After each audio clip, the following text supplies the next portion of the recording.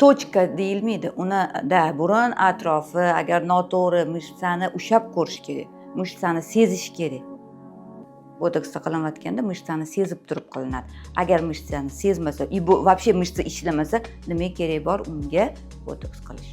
Keyin qizlar yana bitta narsa, patsientkalar.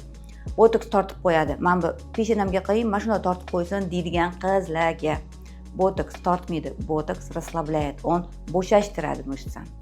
Xunuk bo'lsa ham aytaman patsientlarimga, mana o'ldi odam, ko'rganmisizlar mana shunaqa odam? Mana hozir o'ldi, o'lik odam ko'rgansizlar, yuzi yaltillab ketadi. Nimaga yaltillab ketadi? Bu meditsinskiy точки зрениyadan объясненияsi bor. Yaltillaydi chunki mышца bo'shashadi. Xuddi shu effektni biz botoks orqali qilamiz, lekin ayrim mышцalarga.